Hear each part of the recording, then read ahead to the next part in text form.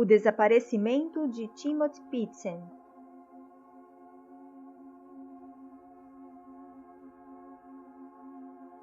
Filho de James Pidson e Amy Fry Pidson, Timothy Pidson era um menino de 6 anos, nascido e criado na cidade de Aurora, em Illinois, nos Estados Unidos. No dia 11 de maio de 2011, ele foi deixado por seu pai no jardim de infância da escola elementar Greenman, às 7 horas da manhã. Um pouco mais tarde, às 8h15 da manhã, sua mãe foi buscá-lo, alegando uma emergência familiar. No início da tarde, James foi até a escola buscar seu filho, mas ao chegar lá, foi informado que Amy havia levado-o mais cedo. Ele estranhou, pois falaram para ele que sua esposa havia citado uma emergência familiar, algo que ele não sabia ou apenas era uma invenção. Ele então começou a ligar para ela, mas não conseguiu contato. As horas passaram, já começava a anoitecer e nada de Amy retornar ou atender as ligações, deixando James cada vez mais preocupado. Sem conseguir falar com sua esposa, já era madrugada quando o pai resolve chamar a polícia, que chega à residência pouco tempo depois, começando um trabalho de investigação, mas meio que sem rumo, pois não tinha ideia de onde a mulher e filho poderiam estar.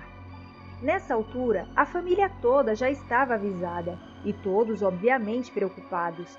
Mas 2 dias depois, no dia 13 de maio, por volta de 1 da tarde, Amy entrou em contato com alguns membros da família, entre eles sua mãe, dizendo que ela e Timothy estavam seguros, fora de perigo, mas não diria onde estavam nem o porquê daquilo tudo.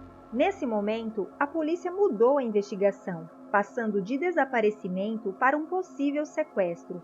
Através dos registros telefônicos, descobriram que as chamadas foram realizadas da cidade de Sterling e perceberam que, ao fundo, era possível ouvir a voz de Timothy, falando que estava com fome. Com isso, os policiais foram até o local e verificaram gravações de diversas câmeras em regiões próximas de onde a chamada foi efetuada. Às 7h25 da noite, Amy foi avistada sozinha em uma loja chamada Family Dollar, onde comprou uma caneta, papel e um envelope. Pouco mais tarde, às 8 horas da noite, foi vista novamente em um supermercado, novamente sozinha.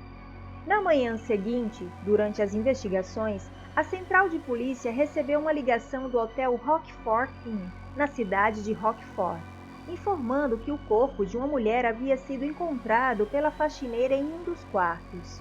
Ao chegarem no local, constataram que sim, era Amy, e se tratava de um suicídio, pois estava em uma banheira com os pulsos e a garganta cortados. E ao lado havia uma carta pedindo desculpas pela bagunça que havia criado e que Timothy nunca seria encontrado, mas que estava seguro com algumas pessoas que iriam cuidar dele. A notícia foi um choque para os 2 lados da família, pois ninguém conseguia entender o porquê de tudo aquilo. O casal não tinha problemas no relacionamento e Amy não havia relatado nenhum problema que pudesse levar a tal situação. As análises realizadas na faca mostraram que só foi encontrado sangue da mulher, mas em seu carro, que estava no estacionamento do hotel, havia uma quantidade expressiva de sangue de Timothy. Contudo, o pai do menino disse que ele tinha um problema de sangramento no nariz e que dias antes do desaparecimento, devido ao calor, ele acabou perdendo uma certa quantidade de sangue dentro do veículo. Então, não poderiam confirmar se as manchas de sangue eram desse problema ou de um possível crime. O celular da mãe também não foi encontrado. Após perícia, identificaram que o carro esteve em alguma área com grama e lama, possivelmente perto de um riacho. Com o caso noticiado na mídia, algumas informações começaram a aparecer e os investigadores refizeram o trajeto realizado por Amy antes do suicídio.